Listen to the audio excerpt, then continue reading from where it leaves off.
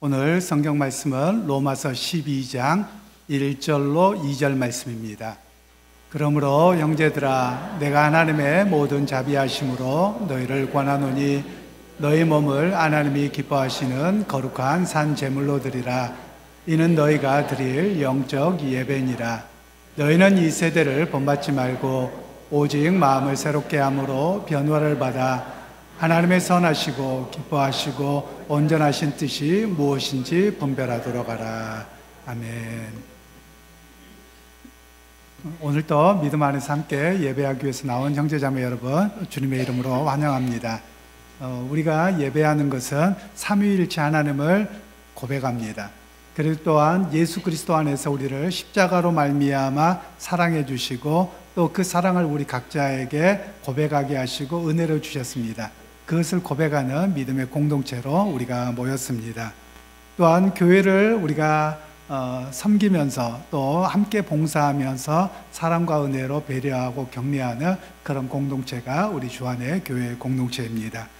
그런 의미에서 여러분, 우리가 이렇게 축복하시면 좋겠습니다. 당신과 함께 신앙생활이 행복합니다. 이렇게 축복하시면 좋겠습니다.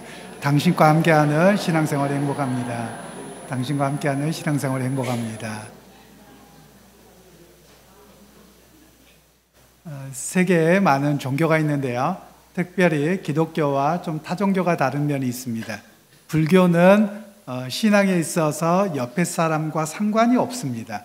즉 자기가 도를 닦아서 붓다가 되는 것, 그래서 자기중심적인 종교가 불교라고 할 수 있습니다.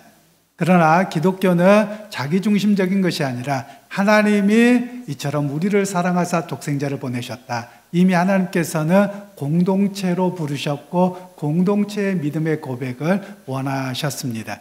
그래서 기독교는 나 혼자만의 신앙이 아니라 우리 모두가 함께하는 신앙이요, 또 서로를 배려하고 격려함으로 살아가는 신앙이 바로 기독교 신앙이라고 할 수 있습니다. 그런 의미에서 우리 주안의 교회가 하나님 앞에서 서로가 함께하는, 또 함께 어우러져가는 믿음의 역사가 있기를 간절히 소원합니다. 우리가 일반적으로 세계적으로 이야기할 때 이런 이야기를 합니다. 십자가 이야기를 할 때 십자가를 위에서부터 아래로 긋습니다. 그래서 하나님과 우리의 관계, 그리고 다음에 옆에를 그으면서 이웃과 이웃의 관계가 바로 십자가의 사랑으로 이어진 것이다 라고 말합니다.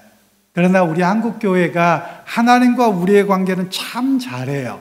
그런데 좀 약한 것이 이웃과의 관계가 좀 약하다고 이야기를 합니다. 이웃이라고 하는 사람이 멀리 있는 사람을 찾기보다도 바로 교회 안에서 함께 신앙생활하는 사람이고요, 또 우리 집 옆집 사는 사람, 위아랫집 사는 사람들이 바로 이웃입니다. 그래서 이웃의 관계가 좀 약한 모습이 우리의 모습이라고 이야기를 하고 있는데요, 그런 면에서 우리가 신앙생활은 하나님과의 관계뿐만 아니라 이 하나님과의 관계에 대한 믿음이 이웃에게로 흘러가야 됩니다. 바로 그것을 믿음은 삶으로 증명하는 것이다, 이렇게 이야기를 할 수 있는 부분입니다. 그런 면에서 우리 한국 사회를 보면 좀 안타까운 문화들이 많이 있는 것 같습니다. 우리 유초등부 학생들, 또 중고등부 학생들 학교를 가면 친구들 중에 왕따 문화가 있어요. 그리고 간호사들 이야기를 들으니까 간호사들은 또 태움 문화가 있다고 하더라고요. 저희 누님이 이제 은퇴를 하고서 좀 쉬다가 조그만 병원에 갔습니다. 이렇게 2차 병원 정도를 갔는데요, 60이 넘었는데도 가니까 태우더랍니다. 새파랗게 젊은 30대나 뭐 이렇게 된 사람들이. 그래서 내가 이것들이 그냥 내 딸뻘밖에 안 되고 막 이러는데도 뭐 이거 못하겠어 그러고 견디더라는 것이죠. 지금도 여전히 이런 문화가 있더라고요. 또 남자분들은 군대를 가면 어떻습니까? 생활을 잘못하면 고문관이라고 합니다. 그 고문관을 열애시켜서 무척 이렇게 불편해하는 그런 문화입니다.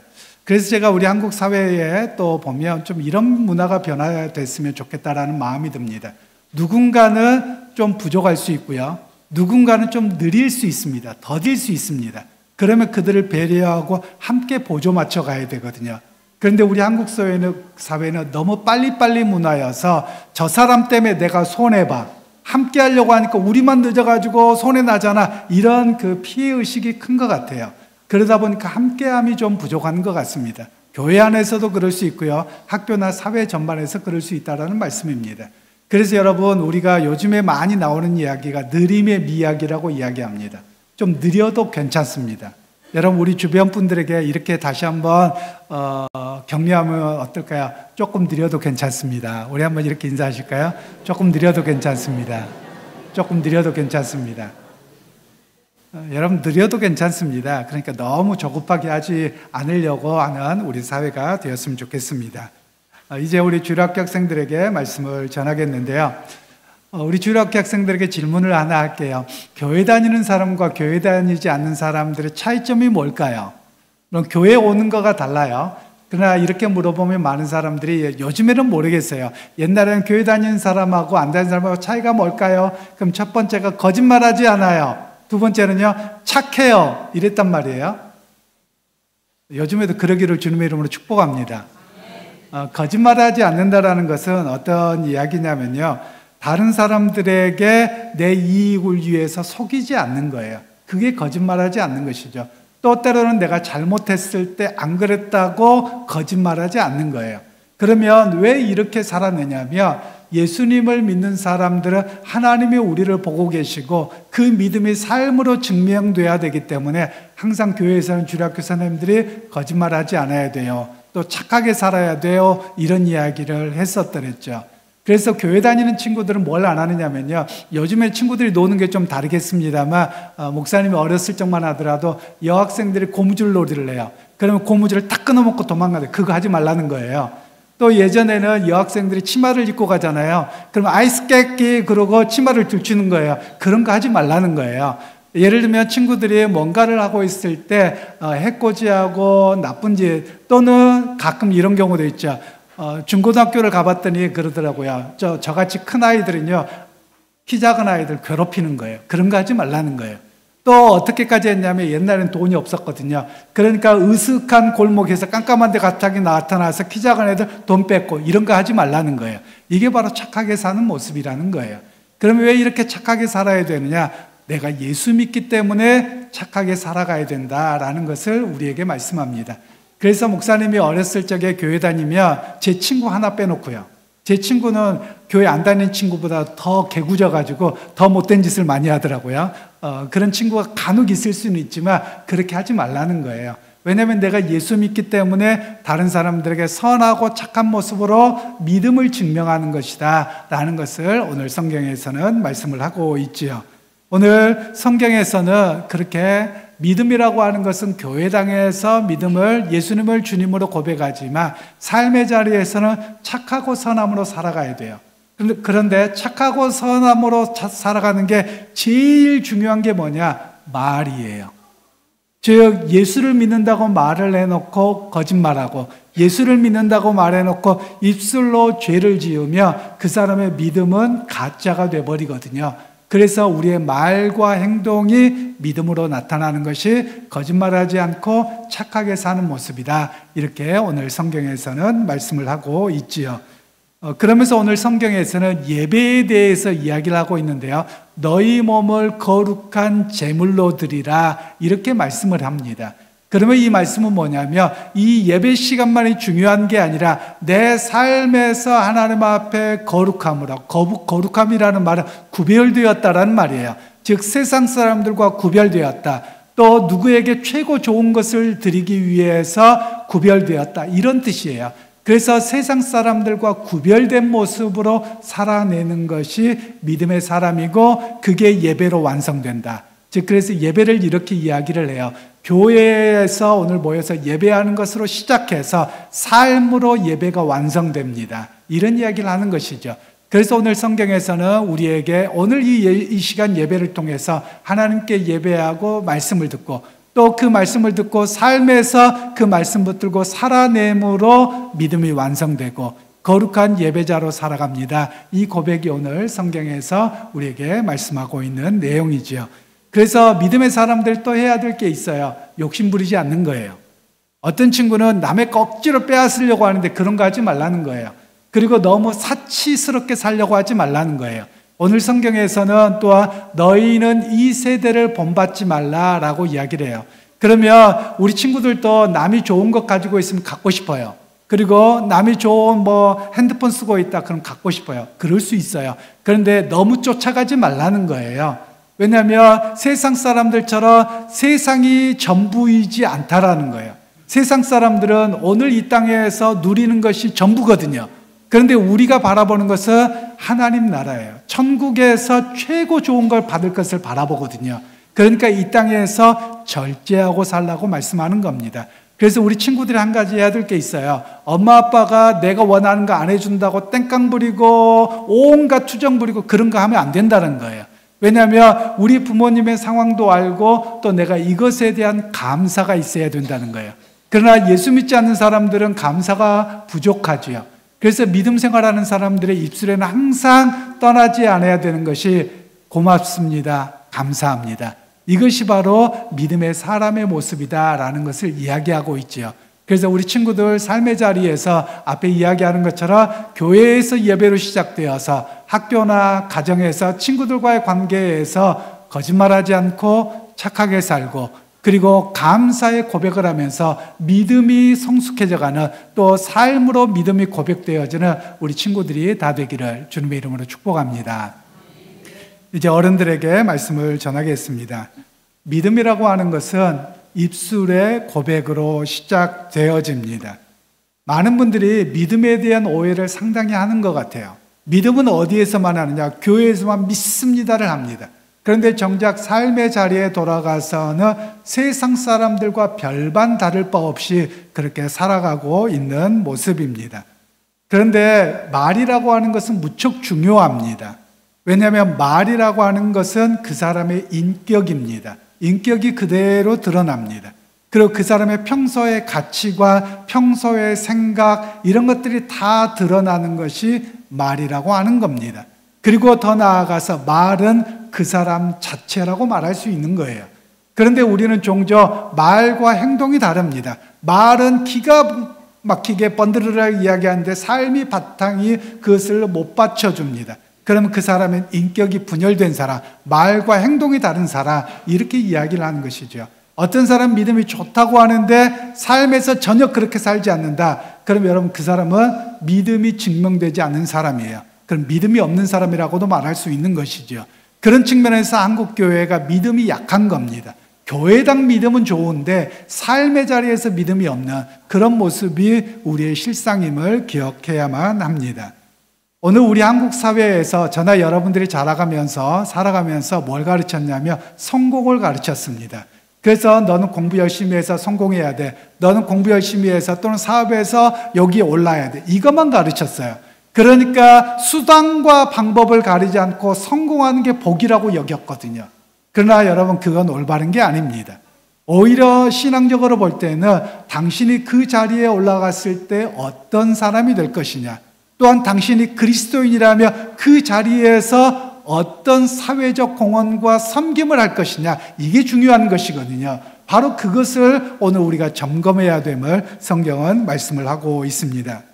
특별히 여러분 우리 어르신들은 뉴스들을 가끔 보다가 에이 뉴스 꺼버려 이런 경우가 종종 많을 거예요. 특별히 이제 남자분들이 뉴스를 보면 어휴 저것들 봐 이러고 하면 아내들이 그러죠. 여보 그만 속상해하고 뉴스 꺼버려 맨날 이렇게 이야기를 할 거예요. 왜 그렇습니까? 뉴스를 보면 국회의원이나 또는 공직자인 분들이 성공만 했어요. 높은 자리만 올라갔어요. 또 표를 받기 위해서는 머리 숙이고 엄청 했어요. 그런데 정작 그들이 행하는 말들을 보면 유치찬란합니다. 유치원 수준도 그렇게 안 할 거예요. 막말을 해대고 그리고 사람들을 대하는 태도가 잘못되었고 이런 모습들을 보면 이게 사회 전반 사회 지도층이거든요. 이게 사회를 드러내는 현장의 모습이라는 겁니다. 그러면 여러분 우리 그리스도인들은 과연 어떨까요? 여러분 국회의원들 중에 30% 이상이 기독교인이라고 표를 했습니다. 그런데 그들도 마찬가지라는 거예요. 그러면 신앙이 어떠합니까? 말과 인격으로 드러나야 되는데 그렇지 못하는 모습이 오늘 우리 사회에 그냥 팽배해져 있는 그런 모습이라는 것을 우리가 말할 수 있다는 겁니다. 로마서 10장 10절 말씀에는 이렇게 말씀을 합니다. 같이 읽도록 하겠습니다. 사람이 마음으로 믿어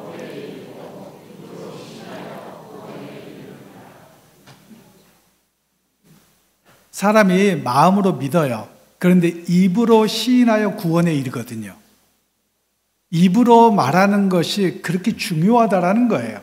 어떤 사람은 예수를 믿습니다라고 교회에서 이야기하는데 실제 삶의 자리에 가서는 예수를 부인하는 사람들이 너무 많습니다. 뭐 때문에요? 경제적인 이익 때문에요. 또는 사람들에게 좀 왕따 당할까 봐서 이렇게 예수를 모른다고 부인합니다. 그래놓고 뭐라고 해요? 그래도 예수 믿는데요. 아니에요, 여러분. 삶의 자리에서 믿음이 증명되지 않은 믿음은 다 가짜입니다. 믿음이라고 하는 것은 예배 시간에 삼위일체 하나님과 예수 그리스도가 우리의 구원자인 것을 고백합니다. 그러면 그 고백하였다며, 그리고 그 하나님이 나의 삶의 자리에서 인도하시고 동행하심을 고백했다며 삶의 자리에서 드러나야지 참 믿음입니다. 그런 측면에서 여러분이 믿음을 좀 더 깊이 생각하실 수 있기를 소원합니다. 그리고 그 믿음이라고 하는 것은 말로 고백되어지거든요. 그러니까 말에 진중함이 좀 있기를 바랍니다. 제가 이렇게 이야기하면 큰일 났다, 농담도 하지 말라, 이런 게 아니에요. 농담이라고 하는 것은 사람을 즐겁게 하는 거고요.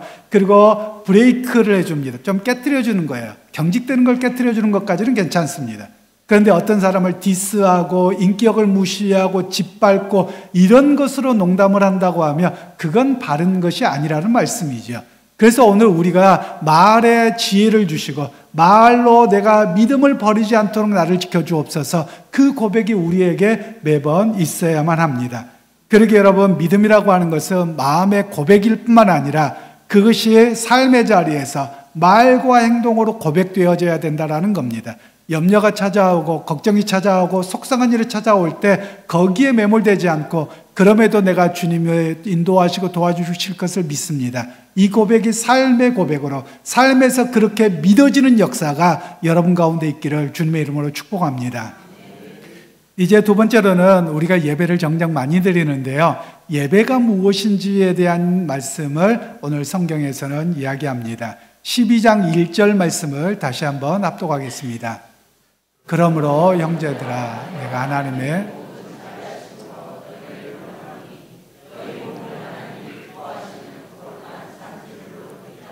이는 너희가 드릴 영적 예배니라. 아멘. 오늘 12장 1절에는 그러므로 라고 시작합니다. 이 그러므로 라고 하는 접속사가 있는데요, 보통 문법에서 접속사라고 하는 것은 그리고, 그러나, 그러므로, 또한, 그래서 뭐 이런 것들을 접속사라고 해요. 그런데 일반적으로 그러므로 라는 말은 결론을 내릴 때 쓰는 접속사입니다. 앞에는 쭉 이야기를 하고 결론적으로 이런 내용이야 라고 말하는 겁니다. 그러면 1장에서 11장까지 내용을 한마디로 이야기하자면 우리가 믿는 것이 무엇인가, 신앙에 대한 교리를 이야기합니다. 그래서 이 신앙의 교리를 안다고 해서 믿음이 있는 게 아니라는 거예요. 신앙의 교리를 아는 것은 생각을 바꿔주는 겁니다. 그리고 신앙의 교리를 아는 것은 입술로 고백하는 거예요. 그리고 나서 그 결론으로 무엇이냐, 너희 몸을 거룩한 산 제물로 드리라. 이는 너희가 드릴 마땅할 영적 예배다. 이렇게 삶을 이야기하는 겁니다. 즉 알고 그리고 삶의 자리에서 그렇게 고백하고 믿고 삶으로 예배를 드려라, 이렇게 이야기를 하고 있는 것입니다. 여기에서 성경은 너희 몸을 하나님이 기뻐하시는 거룩한 산 제물로 드리라, 이렇게 말씀합니다. 제물이라는 것을 우리가 잘 이해할 필요가 있습니다. 구약에서는 하나님 앞에 예배할 때 제사를 드렸습니다. 그런데 우리 한국교회에서는 제사라는 단어를 쓰다 보니까 유교에서 조상님들한테 드리는 제사를 생각하는 것 같아요. 그런 제사 개념이 아닙니다. 이 제사라고 하는 것은 서양 사회나 예를 들면 여러분 우리나라에서 이렇게 생각하시면 됩니다. 저희 할머니가 인당수에 빠져 계셨잖아요. 갑자기 무슨 이야기 하시는가 이런 분이 계실 것 같아요. 저희 심청 할머니가 인당수에서 몸을 던졌잖아요. 인신제사를 드리는 겁니다. 바로 그런 것을 제사라고 이야기를 하는 겁니다. 그래서 구약이나 모든 이방 백성들이 뭘 했느냐면 사람을 해서 그리고 그 피를 가지고 또는 심장을 도려내서 신들에게 제사를 드렸거든요. 그런데 하나님은 그걸 금하셨어요. 그렇게 하지 말고 너희들은 너희 대신 양을 잡아서 하나님께 드리라는 거예요. 그러면 양을 잡아서만 드리는 게 문제가 아니고요. 양을 잡아서 어떻게 하느냐? 하나님, 우리가 다 죄인입니다. 내가 이렇게 죄를 지었는데 내 죄와 연약함을 이 양에게 덮어 씌워서 양을 대신 받으시고 나를 용서해 주십시오. 이게 제사였거든요. 그러니까 이 제사를 드릴 양은 여러분 어떻게 하겠습니까? 양을 그냥 다른 양들하고 대충 키워가지고 와서 양 잡겠습니까? 아니면 하나님 앞에 드릴 제물로 따로 좋은 풀과 좋은 환경에서 자라고 흠이 없도록 해서 이것을 드리는 겁니다. 그러니까 하나님께서 오늘 너희가 거룩한 제물로 드리라는 말은 바로 하나님 앞에 드리기 위해서 양을 따로 구별하고 흠없게 온전하게 키워서 드리는 것처럼 너희의 삶 자체가 하나님 앞에 거룩하고 흠이 없어야 된다, 이런 이야기를 말씀하는 겁니다. 그러니까 흠이 없다라는 말은 세상에서 죄 짓지 않는 겁니다. 우리 주일학교 학생들에게는 그걸 풀어서 이야기했는데 거짓말하지 않는 겁니다. 남에게 해코지 하지 않는 겁니다. 그런데 우리는 거짓말이 밥 먹듯이 하는 사회예요. 저나 여러분들이 마찬가지입니다. 저도 자유롭지 않아요. 예를 들면 요즘에는 그래도 좀 낫습니다. 왜 그러냐면 예전에는 운전하고 갑니다. 그럼 교통순경이 잡아요. 그럼 꼭 뭐라고 합니까? 분명히 노란불에 아니면 빨간불에 바뀌는 순간에 갔어요. 그런데 꼭 뭐라고 해요? 나는 파란불에 갔다고. 이게 거짓말하는 거란 말이에요. 그냥 내가 그걸 너무 급하게 하다 보니까 실수했습니다, 해야 되거든요. 그런데 그렇게 하려고 하니까 뭐가 생각이 나요? 벌금 낼 생각이 더 크거든요. 그래서 거짓말하는 거예요. 이게 믿음 없는 모습이라는 거예요. 여러분, 삶의 자리에서는 그렇게 나는 겁니다. 많은 사람들은 내가 손해가 날 것 같으며 거짓말을 해버리거든요. 거기에서 믿음이 있느냐 없느냐가 진짜로 드러난다라는 겁니다.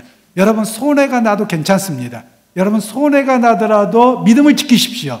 또 다른 사람들에게 때로는 약삭 바르지 못하다고 해서 그래서 네가 부자가 되지 못했다고 그래도 괜찮습니다. 여러분, 하나님 나라 상급 바라보고 살아가는 사람이잖아요. 여러분, 세상 사람들은 하늘의 상급을 몰라요.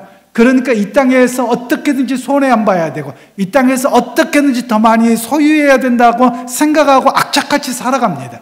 그러나 예수 믿는 사람들은 어떻게 해요? 예수님의 말씀을 그렇게 하셨잖아요. 오른뺨을 때리면 어떻게 해요? 왼뺨도 때리라고. 너무 세게 때렸네요. 여러분, 세상 사람들은 오른뺨을 때리면 여러분 어떻게 합니까? 양쪽 싸다구를 다 때리고 한 대 더 패야죠. 그게 세상의 질서거든요. 그런데 예수 믿는 사람들의 믿음은 그렇지 않다라는 거예요.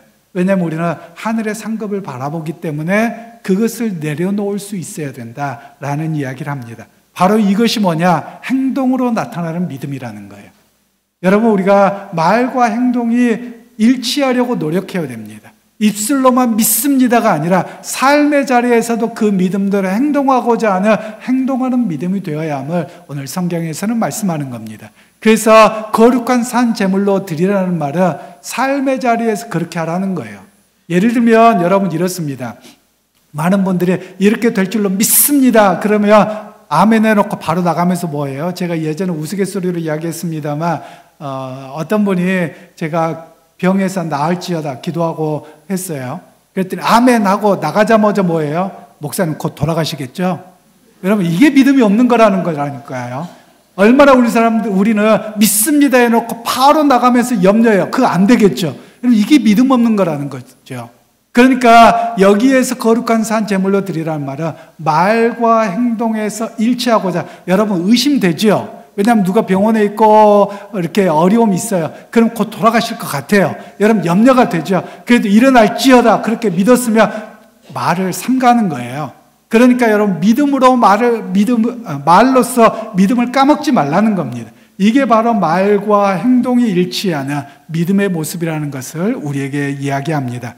그래서 여러분, 삶의 거룩함으로 또 여러분의 온전한 말과 행동을 통해서 거룩하고 흠이 없는 제물로 드려지는 예배가 여러분의 삶에서 이어지기를 주님의 이름으로 축복합니다. 이제 세 번째로는 믿음 생활을 온전히 하기 위해서 우리로 하여금 이 세대가 어떠한지를 분별해야 된다라고 말씀하고 있는데요. 2절 말씀을 다시 한번 읽겠습니다. 너희는 이 세대를 본받지 말고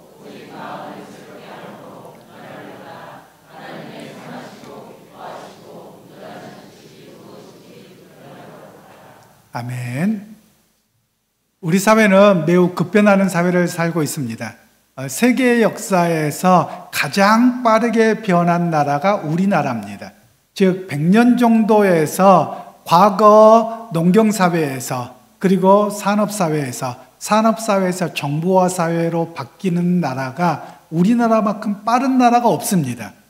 세계 어떤 나라도 이렇게 빠르게 변한 나라가 없거든요. 그런데 우리는 그렇게 빠르게 변화했습니다. 그런 빠른 변화 속에서 사실 우리는 많이 혼란스러워합니다. 과거의 가치관과 오늘날의 가치관이 충돌을 합니다. 즉 세대 간의 충돌만이 아니라 내 안에서도 충돌한다는 말씀이에요. 여전히 어떨 때는 농경사회의 모습의 생각을 가지고 있지만 너무 빨리 변화가는 사회 속에서 무엇이 옳고 그름인지를 잘 분간하기 어려운 그런 가치관의 혼란의 시대가 오늘 우리 시대라는 겁니다. 과거만 생각해 보세요. 옛날에는 가족들이 배불리 먹고 함께하는 게 행복이라고 여겼어요. 그런데 여러분 지금 가족들이 같이 하는 게 행복입니까? 돈 많은 게 행복입니까? 이렇게 말씀 안 하시는 거 보니까 차마 말은 못하겠어요. 돈 많은 게 행복이라고 여기잖아요. 그런데 여러분 텔레비전에 봐보세요. 뉴스에 봐보세요. 돈 많은 사람들이 행복합니까? 가족 간에 얼굴도 안 보고 싸우고 고소하고 삽니까? 정답 다 알고 계시거든요. 그런데 돈 많은 게 행복이라는 착각 속에 살아가는 게 우리의 시대거든요. 물론 돈 없는 것보다 좀 있었으면 좋기는 하겠어요. 저도 돈이 좀 많았으면 좋겠어요. 그럼 할 일도 많을 것 같아서요. 그런데 여러분 우리 가치관이 얼마나 문제이냐면 제가 자주 말씀드립니다만 우리나라 같이 돈에 지배되는 사고 구조가 흔하지 않는 것 같습니다. 왜냐하면 우리가 보통 부모 자식 간에도 자식 노릇하려면 뭐가 있어야 돼요? 또 부모도 자식들에게 부모 노릇하려면 뭐가 있어야 돼요? 이런 나라가 없다니까요. 이런 말 자체가 없어요. 그냥 부모여서 자식이어서 서로가 할 수 있는 데에서 함께하는 것이죠. 그러니까 부모 자식 간에도 돈으로 계산하고 있고 그리고 형제 간에도 돈으로 계산하고 있고 여러분 이런 만본 사회가 되어져 있는 사회가 우리 한국이라는 말씀입니다. 그런데 여러분 이런 만몬 사회, 성경에서 예수님께서 너희가 하나님과 돈을 겸하여 섬길 수 없다라고 할 때 이 돈이라는 말을 만몬이라고 했거든요. 근데 이 만몬이라는 말은 돈의 신이에요. 그러니까 사람들이 전부 다 돈의 신에 그 돈을 얻기 위해서 모두가 쫓아가는 사회가 오늘 이 사회가 되어버렸거든요. 그래서 저는 사실 제일 싫어하는 말들이 있습니다. 그게 뭐냐면 사람들 중에 어떤 일을 하다가 결론이 뭐예요? 돈이 이래요. 이렇게 말하는 거예요. 여러분 이런 이야기는 그리스도인들 하면 안 되는 겁니다. 뭐니 해도 뭐가 최고예요? 그런 이야기 하면 안 된다고요. 뭐니 해도 믿음이 최고고요. 가족이 최고고요. 함께함이 최고입니다. 이래야 된다는 말씀이에요. 그런데 우리는 장난스럽게 말을 하지만 사실 마음에 뭐가 자리하고 있어요? 하나님이 없어요. 뭐니 해도 뭐니를 이야기함으로 인해서 내 마음속에는 가족이 없어요. 뭐니 해도 돈을 이야기함을 통해서 사실은 내 안에 믿음의 형제자매가 없는 거예요. 뭐밖에 없어요? 돈밖에 없다라는 거예요. 여러분 굉장히 심각합니다. 나는 안 그래요 라고 하는데 그때그때 달라요. 어떨 때는 가족 이야기하는 것 같은데 최종적인 이야기 끝이 뭐예요? 돈으로 끝나면 돈 이야기가 최고인 겁니다. 여러분 그래서는 안 됩니다. 그리스도인들은 그렇게 살면 안 됩니다. 만몬주의 사회가 되어져 있는 사회에서 비록 살아가고 있지만 그래도 우리가 소중한 가치가 뭐냐? 가족이고 주님이고 교회고 그리고 함께함이 얼마나 소중한가 이 이야기를 하는 것이 참 믿음의 사람들의 모습이라는 겁니다. 저는 또 이 사회를 보면 자기 우상화 시대에 살고 있는 것 같아요. 어떤 면에서 그렇습니까? 너무나도 많은 사람들이 살아가면서 내가 행복해야지, 내가 즐거워야지, 네가 좋으면 나만 강조해요. 그러니까 내가 행복한 게 최고라는 거예요. 여러분 나만 행복하면 최고입니까? 그러니까 온갖 악습과 잘못된 일들이 나오는 거거든요. 여러분 내 행복을 조금은 공동체와 또는 가족의 행복을 위해서 한 발 양보할 수 있어야 되거든요. 그리고 우리 모두가 행복할 수 있는 모습이 여러분 좋거든요. 그런데 우리는 모두가 뭐라고 합니까? 내 행복이 최고라는 거예요. 내가 최고라는 거예요. 여러분, 정말 여러분이 최고입니까? 최고 아니거든요. 저도 제가 최고입니까? 최고 아니에요. 그런데 우리는 내가 최고라고만 생각하고 살아가요. 자기 우상화에 살아가고 있어요. 오히려 우리가 해야 될 일은 무엇입니까? 내가 최고가 아니라 최고가 되시는 분은 하나님밖에 없으세요. 오직 나의 영광을 위해서 사는 세대예요. 지금 세대는. 오직 자기 행복을 위해서 사는 세대예요. 자기가 우상화되어져 있는 사회예요. 그러나 그리스도인에게 최고는 누구십니까? 솔리 데오 글로리아. 오직 하나님께 영광을. 하나님을 중심으로 믿음으로 살아가야 되는 우리의 모습이라는 겁니다. 그러면 이런 모습이 삶의 자리에서 어떻게 나타납니까? 말로는 하는데 삶의 자리에서는 그렇게 안 해요. 예배합시다. 그럼 뭐예요? 내가 할 일이 많아요. 내가. 교회 봉사합시다. 그러면 뭐예요? 내 할 일 다 해놓고 뒷전이에요. 물론 제가 혹시 여러분들 어저께 조금 나와가지고 목사님 혼내는구나 이렇게 생각하지 마시기를 바라요.